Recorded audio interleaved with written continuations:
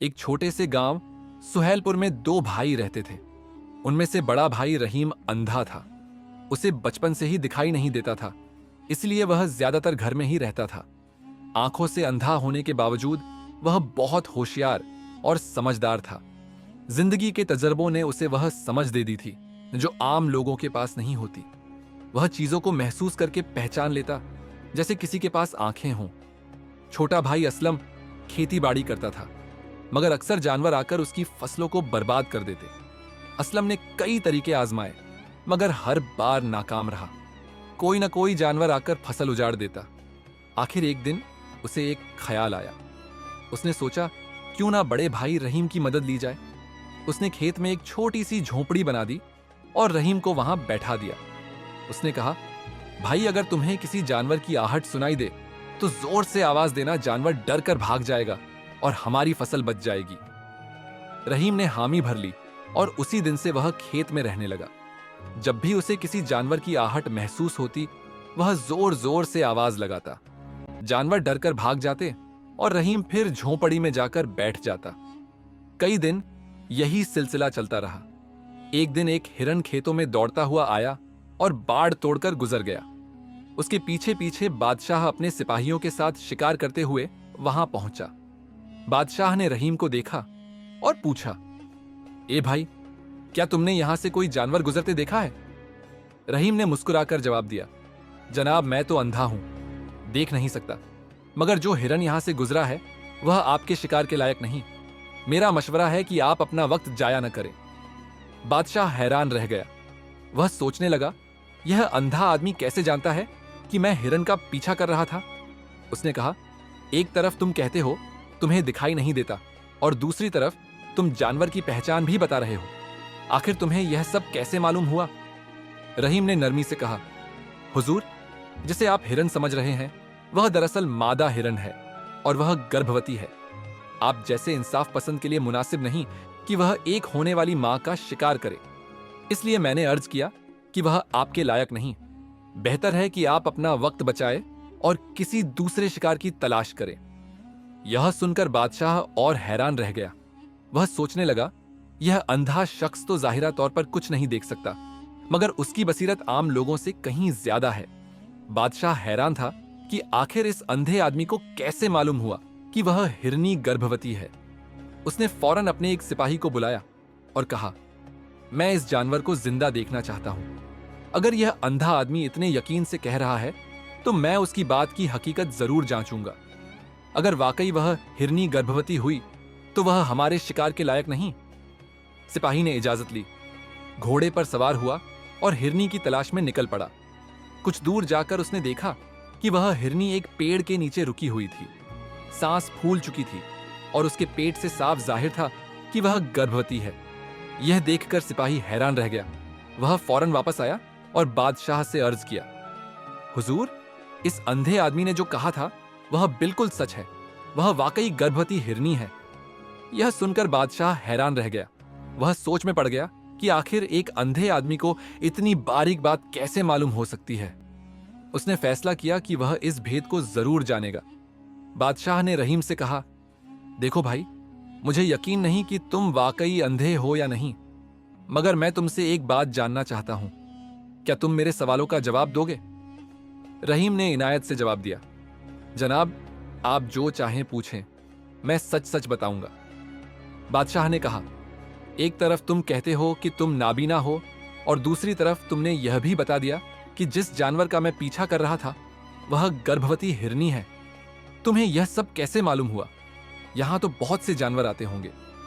रहीम ने जवाब दिया, हुजूर, जब वह हिरनी मेरे खेतों में आई तो उसके दौड़ने की रफ्तार और कदमों की आहट से मैं समझ गया कि वह नर नहीं, मादा है। मेरे खेत की बाड़ ऊंची नहीं है। अगर वह हिरन होता तो आसानी से उछलकर निकल जाता, मगर उसने ऐसा नहीं किया, बल्कि बाड़ तोड़कर भागी। इससे मुझे अंदाजा हो गया कि वह गर्भवती है और अपने पेट में पल रहे बच्चे की हिफाजत के लिए उसने उछल नहीं लगाई।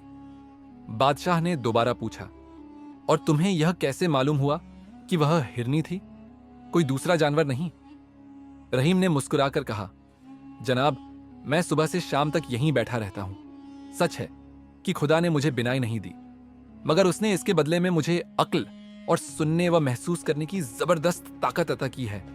मैं कदमों की आहट, सांस की रफ्तार और हरकत के अंदाज से पहचान लेता हूं कि कौन सा जानवर आया है। फिर मैं उसी हिसाब से आवाज देता हूं ताकि वह भाग जाए और मेरी फसल महफूज रहे। उसकी बातें सुनकर बादशाह ने सोचा, यह नौजवान जाहिरा तौर पर अंधा है, मगर उसकी अक्ल और समझ आम आदमी से कहीं ज्यादा है। यह सोचकर बादशाह ने फैसला किया कि इतना फहमीदा और दाना आदमी उसके दरबार में होना चाहिए। उसने रहीम को अपने साथ महल ले जाने का हुक्म दिया। महल पहुंचकर बादशाह ने कहा, देखो नौजवान, सबसे पहले अपना नाम बताओ और अपने बारे में कुछ कहो। रहीम ने मिठास भरे अंदाज में जवाब दिया, जनाब, मेरा नाम रहीम है और सब लोग मुझे इसी नाम से पुकारते हैं। उसके बाद रहीम ने अपनी जिंदगी की कहानी सुनानी शुरू की। रहीम ने बादशाह को अपनी जिंदगी की सारी हकीकत सादगी से बता दी।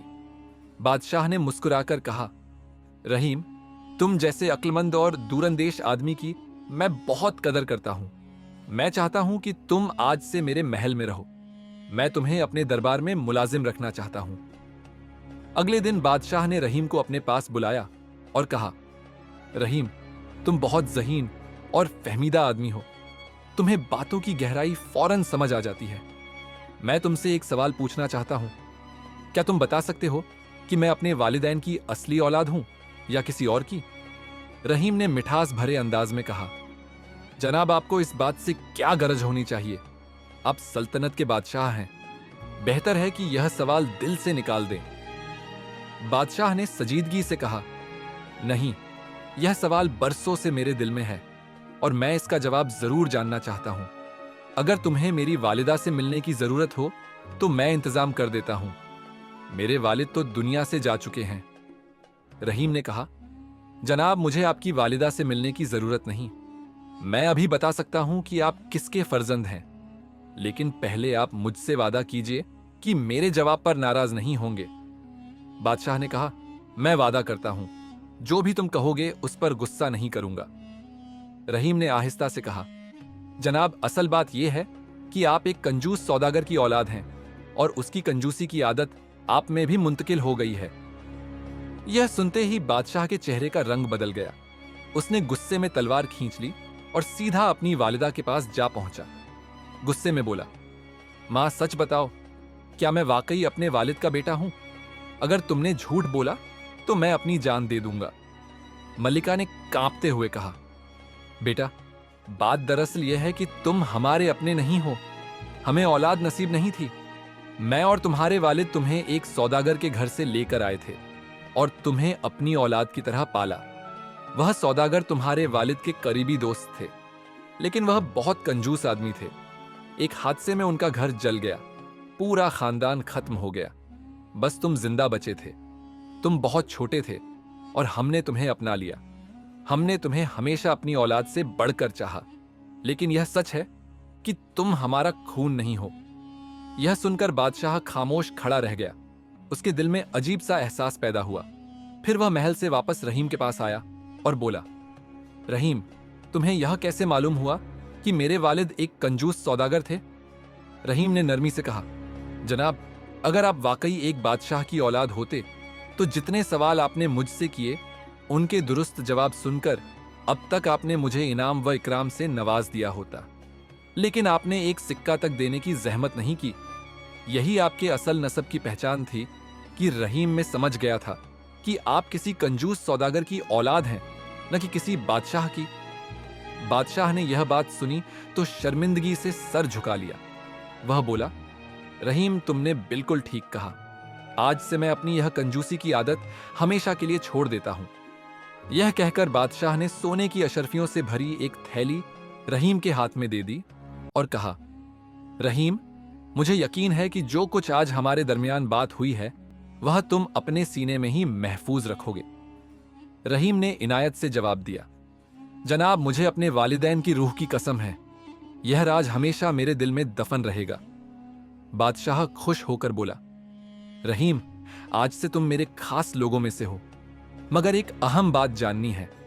कुछ दिनों से मुझे शक है कि मेरे दरबार में कोई मेरे खिलाफ साजिश कर रहा है। क्या तुम अपनी अक्ल और होश से यह जांच सकते हो कि हकीकत क्या है? रहीम ने सोचकर कहा, जनाब, यह मामला बहुत नाजुक है, मगर अगर आप इजाजत दें तो मैं दरबार के सब वजीरों और अमीरों से मुलाकात करके अंदाजा लगा सकता हूं कि कहीं कोई साजिश तो नहीं हो रही। बादशाह ने कहा, ठीक है रहीम, मैं तुम्हें कल अपने साथ दरबार ले चलूंगा। अगर तुमने सच्चाई मालूम कर ली तो तुम्हें ऐसा इनाम दूंगा जिसका तुमने तसव्वुर भी नहीं किया होगा। अगले दिन बादशाह रहीम को अपने साथ दरबार ले आया। दरबार में सब वजीर, मशीर और अमीर जमा थे। बादशाह ने सबके सामने ऐलान किया, आज से रहीम हमारे दरबार का एक हिस्सा होगा। सब लोग हैरान रह गए कि बादशाह एक नाबीना आदमी को दरबारी क्यों बना रहा है, मगर बादशाह खामोश था। रहीम भी अपनी जगह पर जाकर बैठ गया। वह सबकी आवाजों, लहजों और बातों का अंदाज बड़े गौर से सुन रहा था। फिर बादशाह ने दरबार की कार्रवाई शुरू की। उसने वजीरों से रियासत के मामलात पर सवाल किए। हर वजीर ने तफसील से जवाब दिया। रहीम खामोश बैठा सब कुछ सुन रहा था। जब दरबार खत्म हुआ तो बादशाह ने रहीम को अकेले एक कमरे में बुलाया। वहां रहीम ने आहिस्ता से कहा, हुजूर, वजीर सज्जाद की हरकत मामूल से हटकर हैं। जब वह आपसे बात करता है तो उसकी आवाज में एक अजीब सी घबराहट होती है। वह बार बार अपनी बात बदल देता है और जो जवाब देता है वह हमेशा मुकम्मल नहीं होता। उसकी यह आदत इसलिए है कि अगर वह बात दोहराए तो झूठ भी सच लगने लगता है। इसलिए मेरा मशवरा है कि वजीर सज्जाद की खुफिया जांच की जाए। वह यकीनी तौर पर आपके लिए खतरा हो सकता है। बादशाह ने फौरन अपने सबसे काबिल एतबार सिपहसालार को बुलाया और कहा, सज्जाद पर खुफिया निगरानी रखी जाए। सुबह से शाम तक यह मालूम किया जाए कि वह कहां जाता है, किससे मिलता है और कौन कौन उसके साथ राब्ता में है। यह सारी मालूमात मुझे फराहम की जाए। सिपहसालार ने कुछ खास जासूसों को तैनात किया जो वजीर के पीछे लग गए। कुछ दिनों बाद सिपहसालार ने रिपोर्ट पेश की, हुजूर, वजीर सज्जाद वाकई एक साजिश कर रहा है। वह पड़ोसी दुश्मन बादशाह के साथ मिलकर आपके खिलाफ जंग की तैयारी में मसरूफ है। उसने सरहदों पर फौज की निगरानी कम करा दी है और कुछ दरबारियों को अपने साथ मिला लिया है ताकि आपके खिलाफ बगावत की जा सके। यह खबर सुनकर बादशाह के चेहरे का रंग बदल गया।